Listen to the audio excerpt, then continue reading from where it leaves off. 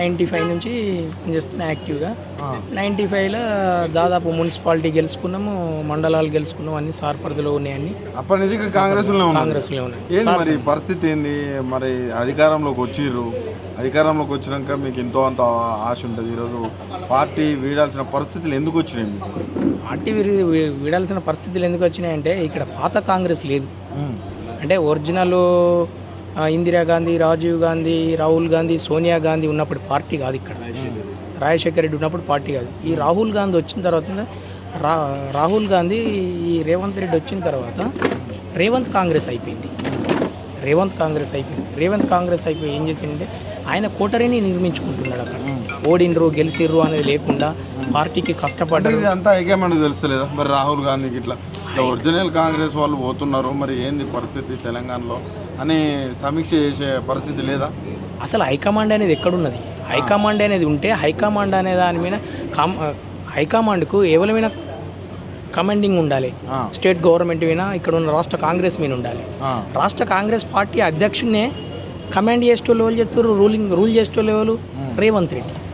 ఇప్పుడు ఇక్కడ ఉన్న అధ్యక్షుడు ఇప్పుడు మహేష్ కుమార్ గౌడ్ అధ్యక్షుడు.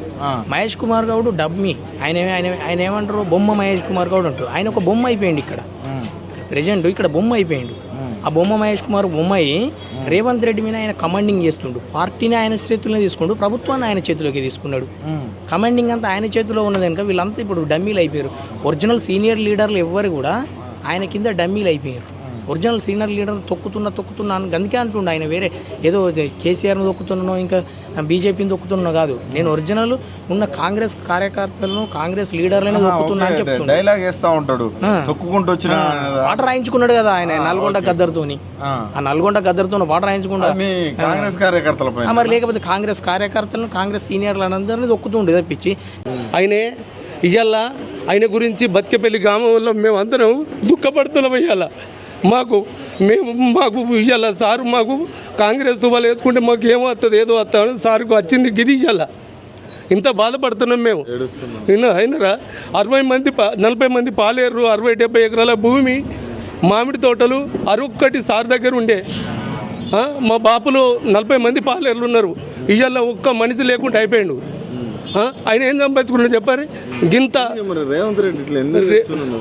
సార్ ఇప్పటికైనా కానీ ఏ రాజనీతి క్యాండిడేట్కైనా కానీ తెలిసిన మనిషి ఇష్టం ఉండదు సార్.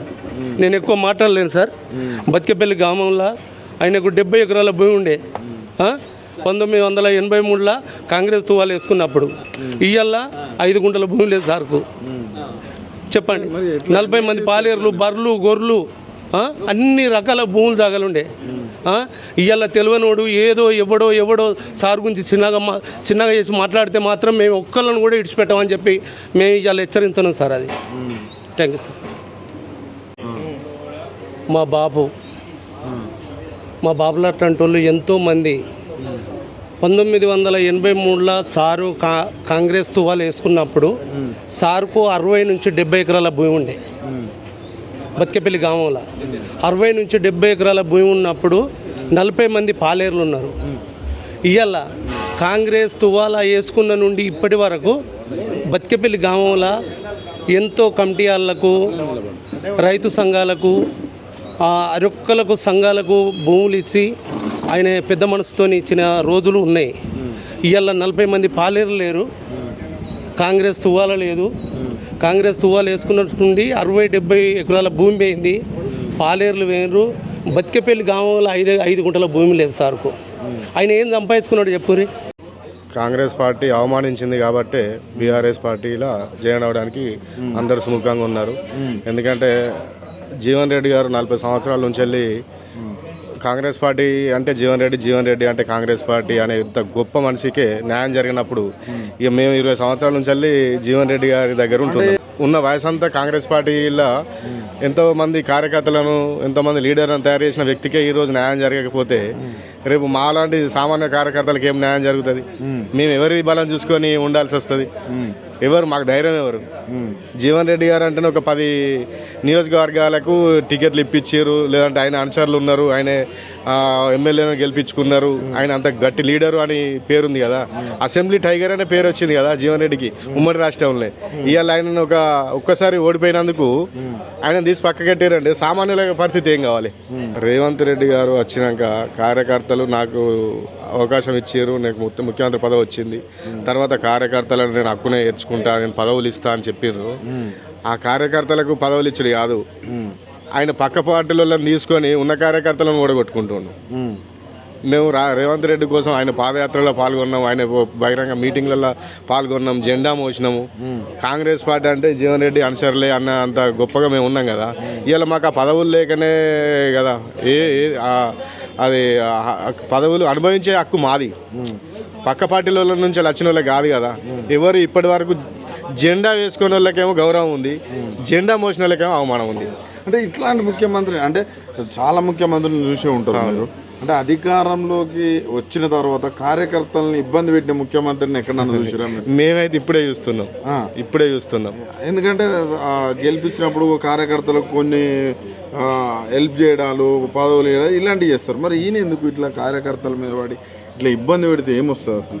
ఆయన పైశాచిక ఆనందం ఏముందన్న, మన కోసం కష్టపడి జెండాలు మోసిన వాళ్ళకే మనమే గౌరవం ఇయ్యక ఇబ్బంది పెడితే వాళ్ళు ఎట్లా జీర్ణించుకుంటారు చెప్పండి?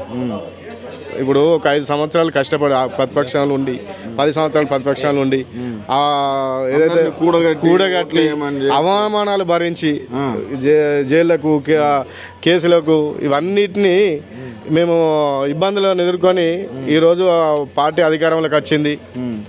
మేము కూడా ఈరోజు ఏదో పదవులు ఉంటే మమ్మల్ని నమ్మిన జనాలకు మేము కూడా ఇవాళ మేలు చేస్తాము. మా వాడు కొట్లాడింది కాబట్టి ఇవాళ పొజిషన్లు ఉన్నాడు, ఆ గౌరవం చెప్పుకోవడానికి ఉంటది. ఏది లేనప్పుడు ఏం లాభం? మరి ఇంత ఇబ్బంది పెడతాడు అనుకోలేదు. అసలు రేవంత్ రెడ్డి ముఖ్యమంత్రి అయితే అనుకున్నారా మీరు? అది ఆయన అదృష్టం అనుకుందాం, కానీ మాకైతే దురదృష్టమైంది. ఆయన అదృష్టంగా ముఖ్యమంత్రి అయ్యాడు, మాకైతే దురదృష్టం. కాంగ్రెస్ నిజమైన కార్యకర్తలు నిజం